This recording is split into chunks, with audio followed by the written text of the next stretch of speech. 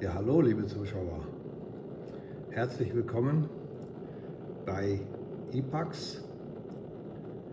Hier haben wir das iPad oder die iPad-Version. Und wir sehen hier gerade die F18. Was ist das? Innsbruck. Das hier ist Innsbruck. Und wer fliegt hier? Hier ist der Jan. Hallo, guten Tag. Ja, hallo. Genau. Ich muss auch gucken, dass ich nicht abstürze, hier sind ja lauter Berge. Du musst halt schön dranbleiben. So, hier haben wir dann noch gerade ein Airliner, Airbus A320. ein 320er und eine Lightning. Die steht in Telluride, ja. Auch nicht schlecht. Am Ende der Piste ging es gerade hoch. 400. So, wir wollen aber heute nochmal etwas näher auf den Autopiloten eingehen. Ja, Aber vielleicht nicht mit dem Jet, vielleicht machen wir das erstmal mit der Cessna. Ja, der ist viel zu schnell, ja. Da passiert alles zu plötzlich. Genau. Wählen wir mal unsere Cessna aus. Genau, du magst ja mal diese andere Bemalung, ne? Egal. Die ist dir, glaube ich, am liebsten. Und dann gehen wir auf Startplatz und starten einfach mal auf der Piste. In Innsbruck. In Innsbruck, genau. Man kann ja hier auf der Karte Wo können immer so welche rausgucken, was wir Piste noch ist so das? haben. Ja. Ganz viel zur Auswahl. Da haben wir München und so weiter gehabt. Ich habe jetzt die 08 genommen, das ist die auf dem Asphalt. Die andere ist eine Graspiste, die ist Okay. zu kurz erstmal. Start. Genau, und schon stehen wir startbereit in Innsbruck da. Und du wolltest jetzt den Co-Piloten sehen oder den Autopiloten? Ja, vielleicht starten wir mal und dann könnten wir den Co-Piloten oder Autopiloten. Ich starte erstmal so, ne? Ja, ist in Ordnung. Geben wir mal Gas. So, also Vollgas links mit dem linken Hebel gibt man ja Gas und rechts habe ich jetzt hier meinen Steuerknüppel. Zum Abheben einfach ein bisschen nach hinten ziehen. das heißt, du bewegst jetzt nicht das ganze iPad, was man ja auch machen kann, Genau. sondern du hast es so eingestellt, dass du praktisch einen Steuerknüppel im Display hast und kannst mit dem steuern. Richtig. Wenn du jetzt aber gestartet bist, dann hast du doch auf deinem Steuerknüppel Querruder und Höhenruder. Wie machst du das mit dem Seitenruder? Das ist jetzt hier gekoppelt und automatisch steuert das Seitenruder immer ein bisschen mit, Okay, sodass die Cessna eine schöne Kurve fliegt. Immer koordinierte Kurve fliegt. so wie es eigentlich auch sein soll. Genau. Gut, also wir können mit dem gleichen Steuerknüppel, also mit rechts und links auf dem Boden, nach rechts und links steuern und Soll ich in der nochmal auf den Luft, Boden gehen? Dann kann und ich in dir der noch mal Luft zeigen. Querruder. Ich zeig dir nochmal. Also ich gehe zurück, gehe auf den Ja. Startplatz, klicke wieder hier auf unsere Landebahn und stehe ich ja wieder am Boden. Und jetzt kann ich dir zeigen, wenn ich hier Querruder am Boden mache, wird hier das Seitenruder jetzt mitgesteuert. Okay, hier kann man es jetzt deutlich sehen. Und so kann man auch eine Kurve fahren. Das Bugrad lenkt auch mit. Okay. Und für die Kunden, die jetzt gerade den Simulator frisch geladen haben und natürlich erstmal eine Runde drehen wollen, die könnten jetzt schon beim Start auch den Autopiloten bzw. den Co-Piloten nutzen. Genau. Und da haben wir hier Richtig. rechts haben wir so einen Button, da steht Co-Pilot drauf. Okay, dann Wenn ich machen da wir das doch draufklicke, mal. Dann kommen hier lauter so andere Buttons. Okay, die zeige ich jetzt mal. Ja. Vielleicht gehen wir die mal durch. Hier Jetzt oben sehen wir links das haben da den- oben schlecht, den weil wir Knopf das zum Flugzeug dahinter Starten. haben. Genau, ich kann ja mal gucken, ob ich noch eine andere Kamera mache. Hier in diesem Menü kann man ja die Kameras ändern. Hier sitze ich dann im Cockpit. Ja, und wenn man jetzt hier nochmal das Menü hat, dann sieht man es vielleicht ein bisschen besser. Da sieht man es ganz gut, glaube ich. So, wenn wir starten wollen, nachdem wir das Menü eingeblendet haben, müssten Knopf wir da oben. auf den Knopf drücken. Soll ich das mal machen?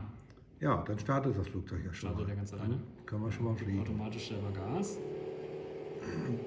Gibt automatisch den Start. So, jetzt startet das schon mal. Zieht alleine die Nase hoch, ohne dass ich irgendwas tun muss. Ja, das ist doch mal nicht schlecht. Und macht das auch noch richtig gut. Ja. Und jetzt haben wir ja das Menü noch eingeblendet. Vielleicht können wir jetzt in der Zwischenzeit schon, wenn wir das nochmal einblenden, sagen, was man da alles machen kann. Also sobald ich eine Landebahn vor mir habe, kann ich auch dann irgendwann wieder landen. Das Dann machen müssen wir jetzt da erstmal drauf drücken. Noch nicht, genau. Und die daneben, was ist das? Das macht dir schneller oder langsamer. Wenn du mal hier oben am Bildschirmrand hinguckst, Ja, da steht oben die geplante Geschwindigkeit. Und wenn ich jetzt auf diesen schneller oder langsamer Button drücke, Guck mal, Jan, ich habe hier noch was. du hast da so einen Zeiger. Guck mal, ist das nicht gut? Ja, ist gut, ja. Ha. Also da steht die angezeigte, die geplante Geschwindigkeit, dieses magentafarbene, dieses rosa, Ja, ich muss mal gucken, wie nah ich den 78 ran kann. Knoten will er gerade machen. 78 Knoten, okay. Und ich kann jetzt, wenn ich diese Knöpfe da unten an dem Menü drücke, also diesen da zum schneller und den da zum langsamer machen. Wenn Dann mache ich jetzt mal auf drücke, schneller. Jetzt schaue ich mir das da oben nochmal an. Dann erhöht sich da die Geschwindigkeit. Ah, okay. Das heißt, da können wir die geplante Geschwindigkeit schon voreinstellen. Genau. Wunderbar. Und der wird die jetzt auch halten, aber jetzt sind wir immer noch im Steigflug. Ist klar, das kann er jetzt nicht. Der nimmt jetzt im Moment nimmt er nur die Nase hoch und hält die erstmal so da, wo sie ist, die Geschwindigkeit. Und wenn ich jetzt will, dass er die Nase runternimmt, dann drücke ich diesen anderen Knopf hier. Dann macht er sofort die Nase runter. Und wie viel? Immer so ein kleines Stückchen, jedes Mal, wenn ich tippe. Dann kannst du Und wieder hoch. könnten wir jetzt auch hingehen? Jetzt haben wir ja eine Höhe im Moment von etwa 3000 Fuß. Könnten wir jetzt auch hingehen und sagen, ich möchte jetzt gerne, sagen wir mal, auf 3500 Fuß steigen? Ja, das geht auch, genau. So, wie machen wir das? Ich kann hier mit diesen Knöpfen kann ich die gewählte Höhe höher oder niedriger setzen. Ja. Und dann Das heißt, fängt er an zu machen steigen. wir mal. Wir steigen jetzt mal, drück mal da zum Steigen. Mhm. Und Also wenn ich Wo steigen drückst will, du? würde ich immer hier drücken. okay, dann drückst du da und ich gehe jetzt mal da oben hin. Dann kann ich. Und wo verändern wir jetzt was? Da muss ich erstmal hier auf diese mittlere Taste hier unten drücken. Zeige ich nochmal. Da drücke ich lange drauf, Ja, und dann? dann müsste er die Flughöhe einfangen, die ich gerade habe. Aber ich sehe schon bei der Cessna, da will er ja jetzt gerade nicht. Jetzt hat er sie eingefangen, genau. So, Jetzt hat er die geplante Höhe hier auch auf diese 3200 Fuß gestellt, indem ich einfach auf die Taste lange gedrückt habe. okay. Und jetzt kann ich mit Jetzt will ich nochmal runter. Wenn ich Das runter zeigen wir will, nochmal, dann dass kann wir ich das mal noch mal- genau wissen und verstehen, wie das geht. so kann ich die Höhe runterstellen. Du kannst ja nochmal oben schauen. Ja, Kann ich jetzt dann die Zielhöhe ändern? auf. Wie steht die jetzt? Die geht nicht weiter runter, weil ich dann schon so niedrig bin. Okay, Aber das ich ist kann klar. sie noch höher schalten, dann kann ich sagen, ich will jetzt zum Beispiel auf 4000 Fuß steigen. Okay, jetzt steht sie auf 4000. Genau, und dann macht er das automatisch. Und jetzt steigt er so lange, mit wie viel Fuß? Das Sehr, sehr stark. das grün umrandete, da zeigt er, wie viel Fuß pro Minute wir steigen. Ja? Jetzt zieht er wieder sehr stark nach oben, aber Ja. er kann ja noch deutlich Geschwindigkeit reduzieren. Mit etwa 15 Grad, das sehen wir hier an einem künstlichen Horizont. Was es damit auf sich hat, das werden wir auch noch genauer erklären. So, jetzt steigt er natürlich weniger, Ja. weil ihm sonst nachher die Luft ausgeht. Die Geschwindigkeit ist erst noch 62, 61 Knoten und er steigt noch mit 950 Fuß Ja. und die Höhe sind 3800 Fuß. Ach, jetzt wird er gleich ein Sturz. Jetzt nimmt er schon die Nase automatisch runter. Und das macht er dann Jetzt fängt er die automatisch. Höhe Jetzt auf. haben wir 56 Knoten, sehe ich gerade. Und noch etwa 10 Grad Genau, jetzt wird er wieder schneller. steigen hat die Höhe schon gefangen. und dadurch wird er jetzt wieder schneller. 72 Knoten und das macht er jetzt so lange, bis wir diese eingestellten 4000 Fuß erreicht haben. Ja? Genau, Die ist haben, schon wir fast jetzt, da. die haben wir jetzt gerade. Und dann wollen wir schauen, jetzt zeigt er schon weniger Steigen an, nur noch 40 Fuß. Wir haben nur noch im blauen Feld 5 Grad Steigung. Und jetzt wird er die Geschwindigkeit, die wir hier sehen, zeigt nochmal drauf, Ja, die Geschwindigkeit genau. die versucht er jetzt einzufangen. Dann nimmt er auch wieder Gas raus, wenn er die erreicht. Genau. Jetzt haben wir hier einmal eine Geschwindigkeit von 104 und da oben steht 110. Mhm.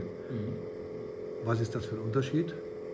Die aktuell fliegen wir 106 Knoten, 107, wird langsam immer ein bisschen schneller noch. Ja. Wir haben aber geplant 110 Knoten zu fliegen, das hatten wir ja vorher eingestellt. Also das sind die geplante Geschwindigkeit, die wir eingestellt haben. Ja, und das schafft er jetzt gerade so mit fast Vollgas, kommt er so gerade so dahin. Ja. Super. Also nochmal die Knöpfe oder die, Genau, hier kann ich schneller machen oder langsamer machen. ja, Jetzt stelle ich mal 100 Knoten ein, ups, da habe ich doppelt getippt. Wenn ich hier tippe, dann wird er langsamer. ja, Hier kann ich hoch runter machen. also steigen Ja, oder sinken. und kann das jedes Mal so einstellen, Genau. dass ich auf einen gewünschten Wert komme. Ja. So, dann haben wir noch rechts und links. Genau, wenn ich jetzt hier links tippe, dann Ja. fängt er an, eine Linkskurve Da zu wird aber fliegen. nichts eingestellt. Doch, da kannst du auch die Richtung einstellen und vorwählen. Wenn du mal oben links guckst, hier, Dann schauen wir uns das mal an. da oben rechts hier steht die Zahl, die ich jetzt 68. eintippe. Und ich kann wenn ich tippe links, rechts, kann ich Ja. die Zahl ändern. Dann kann ich sagen, welchen Kompasskurs soll er fliegen. Okay, jetzt tippst du links Oder rechts. Dann oder rechts. Schaue ich mir das nochmal an. Jetzt sind wir auf wie viel Grad? 45 Grad. Dann fliegt dann eine leichte Linkskurve. So, jetzt schauen wir uns das Flugzeug nochmal an. Eine Rechtskurve. Können wir das... So, wunderbar. Und jetzt fliegt das Flugzeug auch wieder gerade. Mhm.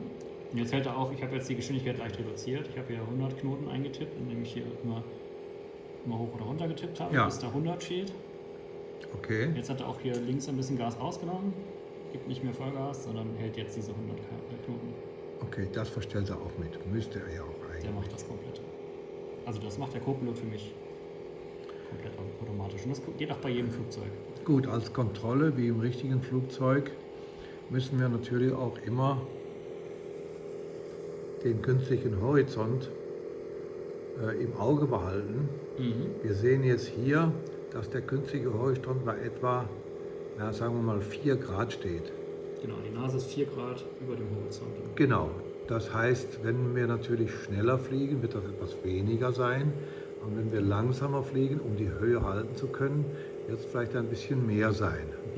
Genau, wenn ich nochmal zeige, wie man eine Kurve fliegt, dann rollt das ja oben der künstliche Horizont nach links oder rechts. Also wenn ich jetzt schnell nach rechts fliege, dann sieht man oben, wie hier ein gewisser Winkel sich einstellt.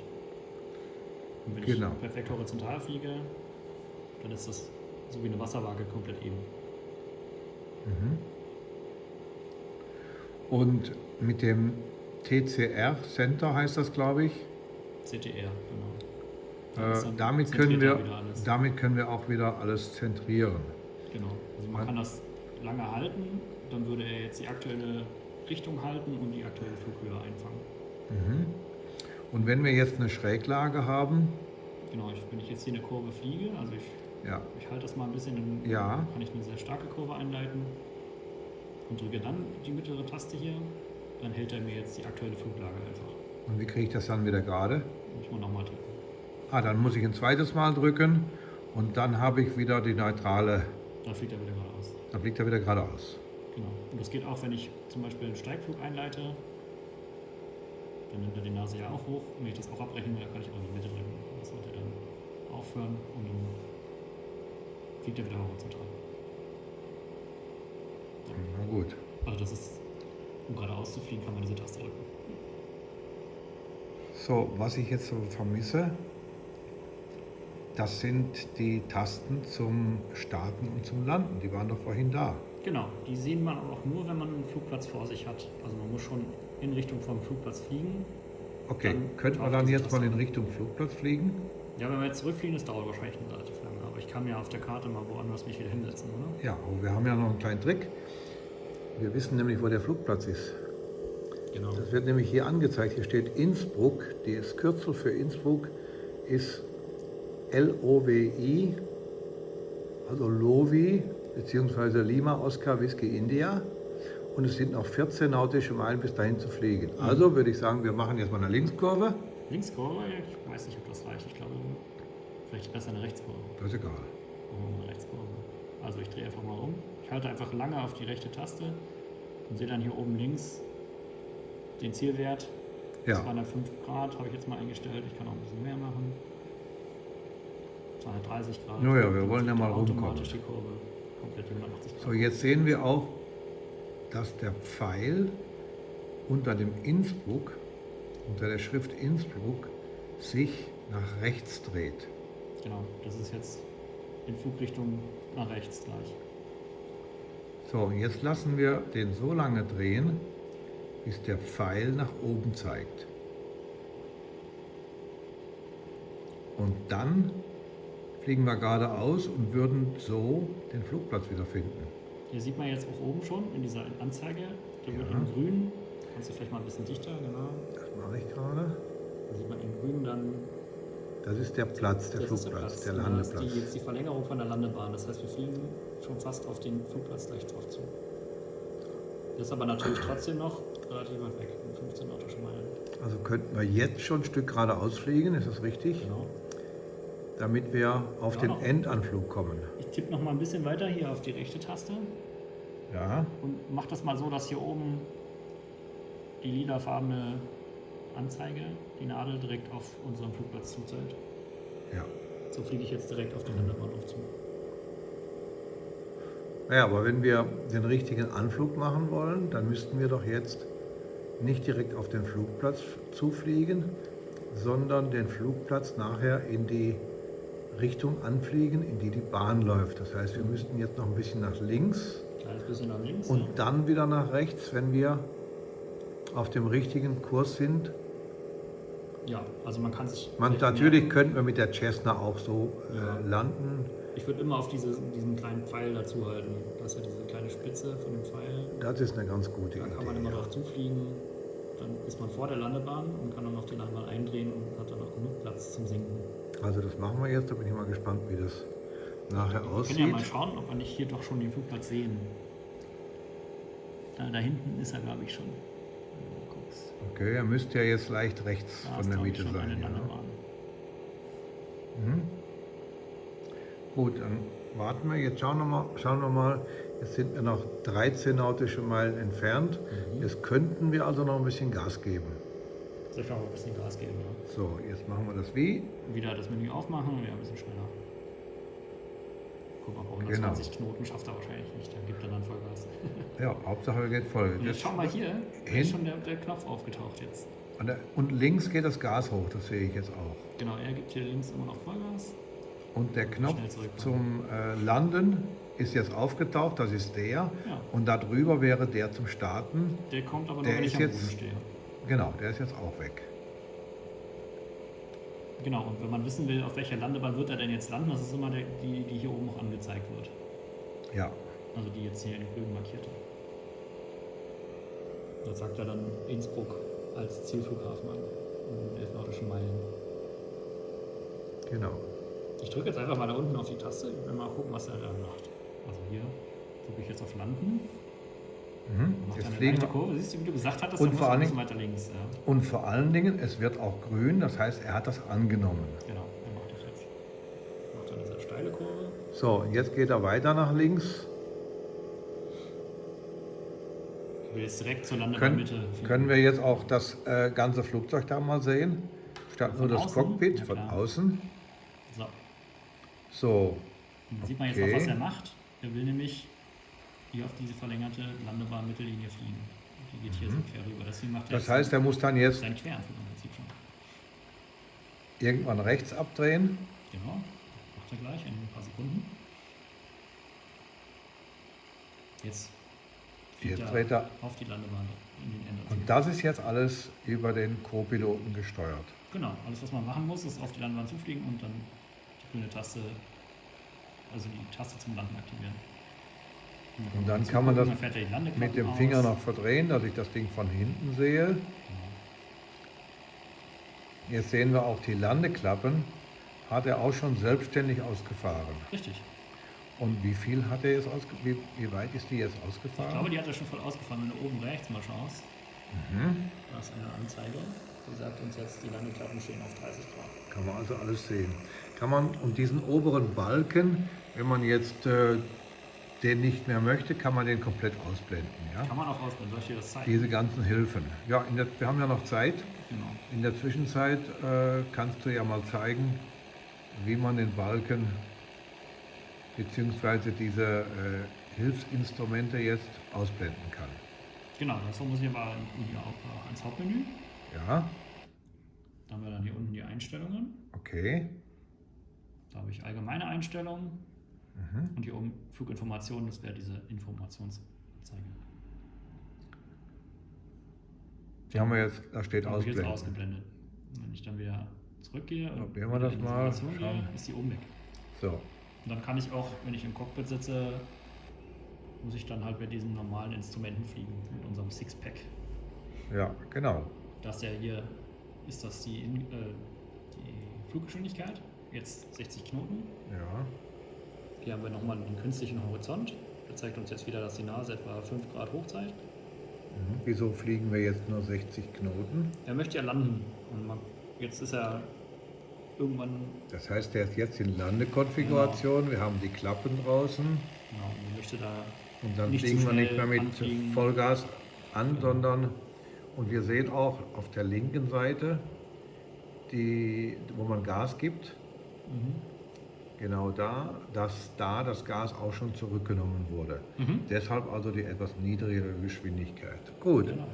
dann haben wir in der Mitte den künstlichen Horizont. Ich kann das auch ein bisschen größer machen. Ja, Da sieht man jetzt, dass der und hier sehen wir leicht jetzt, über dem Horizont die Nase ist. Ne? genau, weil wir hier jetzt nicht sinken, weil wir jetzt genau die Höhe noch halten, trotzdem aber in Landekonfiguration sind, das heißt schon langsamer sind und nicht mehr mit 120 fliegen. Wunderbar. Auf der rechten Seite von dem künstlichen Horizont, da haben wir dann den Höhenmesser, wo Alt draufsteht, wie Altitude, Genau. und können dann sehen, wie hoch wir jetzt fliegen. Ja, Und das sind jetzt, müsste 3900 Fuß sein, wenn ich das richtig ablese. Das ist Genau. relativ schwer zu lesen, das ist aber wie eine Uhr. Dieser Zeiger hier wären die 10.000 Fuß, die kann man also ignorieren, wenn sie kleiner als 1 sind. Das hier ist der 1000 Fuß Anzeiger, der ist etwas unter der 4, also knapp drunter. Also sagen wir 3000. so, und der Und andere, dann sagt der andere hier 800. und der fällt jetzt auch, das sehen wir, der fällt jetzt ganz langsam. Genau. Und dann gehen wir eins tiefer und da haben wir das Variometer, da müssten wir das, ja, hier sehen wir jetzt, das ist das Variometer. Das zeigt an, ob wir steigen oder sinken. Jetzt im Moment sind wir im Sinkflug. Hier steht auch Down für sinken. Genau, bei Das etwa wären- 300 Fuß. Genau, das hier wären Sinken. 500 Fuß pro Minute, hier wären 400. Ja, Das ist ja irgendwo jetzt sinkt dazwischen, er aber 350. schon etwas mehr. Genau, wenn du nochmal nach oben schaust, da siehst du auch schon, da ist gleich die Landebahn. Deswegen sinkt er jetzt auch schon. Die sehen wir jetzt, ja. Na, wunderbar. Genau. So, Dann haben wir hier noch in der Mitte unten unsere Kompassanzeige. ja, Die zeigt jetzt, dass wir ungefähr nach Westen fliegen. Also Ja. vielleicht 260 Grad. Wenn das hier 270 Grad sind bei Westen, dann sind das vielleicht ungefähr 260 Grad. Das zeigt uns dann an, welchen Kompasskurs wir fliegen. und auf der linken Seite haben wir dann noch, Genau, wir haben ja einmal unten sowas wie eine Wasserwaage, die leicht gekrümmt ist. Die zeigt uns an, ob wir schieben oder ob die Kurve koordiniert ist. okay, Jetzt im Moment sind wir perfekt gerade, also ist da wirklich der Flieger wie in der Waage, perfekt horizontal. jetzt fliegt das perfekt. Wenn man jetzt etwas Seitenruder geben würde, würde sich das ändern. Genau, Deshalb heißt das Ding auch Turn Coordinator. genau. Das ist dieser Ball. Da muss man immer mit dem Seitenruder auf diesen Ball treten im Prinzip. Das haben wir jetzt beim iPad nicht, da haben wir ja keine Ruderpedale wie im Original. Und das heißt, Ja, du wenn willst der jetzt links ist, muss ich sagen, wenn Seitenruder links wenn der schwarze Ball jetzt nach links wandert und ich möchte den aber wieder gerade haben, wie es eigentlich sein soll, auch in der Kurve, dann muss ich links Seitenruder geben, also immer da, wo der Ball hinwandert. Richtig, genau. Genau. So, und hier haben wir noch was zum Einstellen im richtigen Flugzeug. Hier können wir dann entsprechend dem großen Kompass im Flugzeug, dem richtigen Kompass, Den haben wir hier oben, wenn man nach oben guckt. ja, Da. schauen wir mal, nach dem Kompass lesen wir die Kompassrichtung ab und gehen dann wieder runter und können jetzt diesen Kompass hier entsprechend einstellen. Da kann man Ja. dann hier drehen. Genau. Und das selbst bei der iPad-Version, du hast es gerade gezeigt, erscheint dann dieser grüne Ring. Also Und- einfach den Knopf, den man drehen will, anklicken und dann Ja. kann man hier außen rumdrehen. Ja, super, jetzt kann man es gut sehen. Und das geht auch mit dem anderen hier, aber da steuert gerade der Autopilot, also der ist ja jetzt aktiv, deswegen will er das nicht ändern. Er Also will ja ist die das- Landebahnrichtung immer setzen. Also ist das dieser sogenannte Heading-Bug. Mhm. Und das ist das, was ganz oben ist. Das kann man damit verstellen, was jetzt nicht geht, weil der Autopilot fliegt. Würde ich das also nach links oder rechts drehen, würde das Flugzeug dann auch im richtigen Flugzeug oder im echten nach links oder rechts fliegen. Genau, jetzt So fliegt dass der wieder oben der steht. Co-Pilot fliegt jetzt für uns und der Co-Pilot kann diesen Knopf auch drehen und er dreht ihn jetzt die ganze Zeit immer auf die Landebahnrichtung, weil wir wollen ja gleich landen. Also das sind wieder unsere 6 wichtigen Genau. Instrumente. Fahrtgeschwindigkeit, künstlicher Horizont, Flughöhe. Dein Sixpack, was sich jeder wünscht. Dann können wir jetzt oben nochmal wieder die digitale Soll ich die wieder einblenden? Hilfsinstrumente Also einblenden. wieder zurück in die Einstellungen. Ja, Allgemein, Fluginformationen anzeigen. einschalten und wieder Und wieder zurück. Dann haben wir dieselben. Start. So, jetzt haben wir das wieder, jetzt sieht man es. Und das sind eigentlich auch dieselben Informationen wie hier. Sieht man Ja. auch hier nochmal digital. Also die Geschwindigkeit digital. Jetzt schauen wir noch mal, wie weit wir noch weg sind. Oh, nur noch 2,1 nautische Meilen. Richtig. Also wunderbar. Hier So. sieht man auch schon die Landebahn sehr gut. Ja. Ja. Dann kann ich nur hoffen, dass wir die noch treffen. Der wird jetzt komplett automatisch landen für uns. Also wir müssen gar nichts mehr machen. Nö, wir können auch von außen zugucken. Wenn wir jetzt hier in unsere Sichteinstellung gehen, Das machen wir auch noch mal. können wir von außen gucken. Ja, mit der Kamera kann man sich so umgucken. Das Wunderbar. ist die da oben rechts. Die dann. Ja. Und was sind die anderen Sachen? Da, Kann wir ich haben auch- hier 3 Linien erstmal. Da müssten wir, Genau, das sind alle Außenkameras. Also hier kann ich vom Turm aus gucken. So vom Airport aus. ja, Am Flughafen selber. Wenn du unten guckst, da sind Teile vom Flughafen sichtbar. das, was die Leute auf dem Turm oder... Ja, die Zuschauer gucken. Ja, Dann haben wir hier eine zweite Kamera, die so immer Vorbeiflug macht. Also da kann ich dran vorbeifliegen, so ein Flyby. Und die wechselt dann wieder an die nächste Stelle. und sobald da man sehen ein wir bisschen wieder den weg ist. Flugplatz. Und wenn es jetzt weit genug weg ist, dann fängt er wieder neu an. Genau, dann springt er wieder zurück. Dann springt das Ding wieder zurück. Aber das Ist Flugzeug bleibt an der gleichen Stelle, ja? Also wir fliegen ja jetzt immer weiter. Und Das dadurch fliegt immer die weiter. Kamera auch immer weiter, Genau. ne? Immer so Ja, jetzt sind wir dem Platz schon näher gekommen. Und gehen wir mal vielleicht doch wieder zurück ins Jetzt müssen wir die Landung aber nicht verpassen. Genau.